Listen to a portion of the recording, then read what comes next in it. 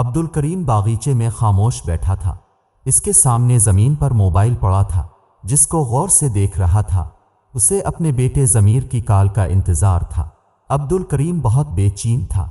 اس نے موبائل کو ہاتھ میں لیا، اس کا معائنہ کیا، پھر کان میں انگلی ڈال کجلایا اور موبائل کو کان پر رکھا، پر اسے کوئی آواز سنائی نہیں دی۔ اب وہ اٹھا وہاں سے اور پھر چلتے چلتے سیدھا موبائل مارکیٹ میں آیا اور ایک شاپ والے کو موبائل دیکھنے کو دیا۔ اس نے پوچھا کیا مسئلہ ہے؟ عبدالکریم نے بتایا کہ کال نہیں آتی، اب درست کر لو۔ اس نے معائنہ کیا تو موبائل ٹھیک تھا۔ عبدالکریم کو واپس دیتے ہوئے کہا موبائل میں کوئی فالٹ نہیں ہے چاچا جی۔ عبدالکریم بولا بیٹا ٹھیک سے دیکھو، اس میں ضرور کوئی خرابی ہے، ٹھیک ہوتا تو میرے بیٹے کی ضرور کال آتی، میں مفت میں نہیں بنوا رہا، یہ لوگ پہلے پیسے اب ٹھیک سے چیک کرو۔ عبدالکریم کچھ پیسے جیب سے نکالتے ہوئے بولا۔ لڑکے نے تنگ ہوتے ہوئے گردن ہلائی، موبائل کو پھر سے چیک کرنے لگا، تھوڑا اس کو صاف کیا، پھر اس کا نمبر اپنی موبائل سے ملایا تو رنگ بجھنے لگی۔ عبدالکریم نے جلدی سے اپنا موبائل اٹھایا اور کال اٹینڈ کرتے ہوئے بولا میرے ضمیر کی کال ہو گئی۔ اس نے موبائل کان پر رکھے اور جلدی سے بولا ہیلو بیٹا کیسے ہو؟ پر دوسری طرف سے کوئی آواز نہیں آئی۔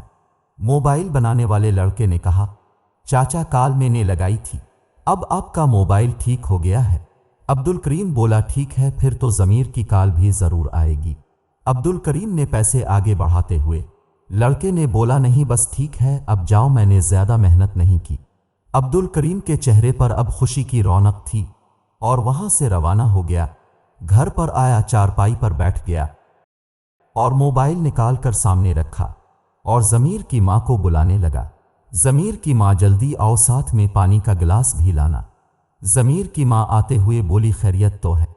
عبدالکریم نے پانی لیا اور پھر پیتے ہوئے بولا میں نے کہا تھا نا کہ موبائل میں ضرور کوئی خرابی ہے، تبھی ضمیر کی کال نہیں آ رہی تھی، اب میں نے موبائل ٹھیک کروا لیا ہے۔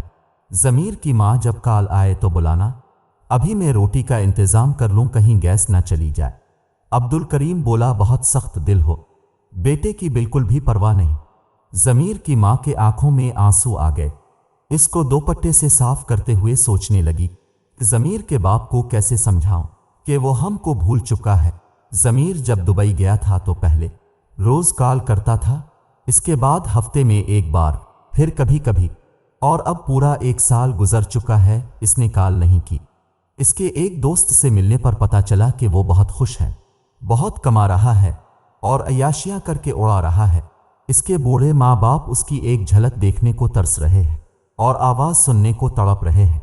اس کو کوئی فرق نہیں پڑتا، وہ ان کو بھول چکا ہے۔ ضمیر کے دوست نے کہا میں نے اس کو کال کر کے بہت سمجھایا ہے، پر اس کے تیور بالکل بدلے ہوئے ہیں، صرف ہاں میں ہاں ملاتا ہے پر عمل نہیں کرتا۔ اولاد ماں باپ کی ساری عمر کی کمائی ہوتی ہے، خود سے دور کرنا بہت دشوار ہوتا ہے، دل پر پتھر رکھنا پڑتا ہے۔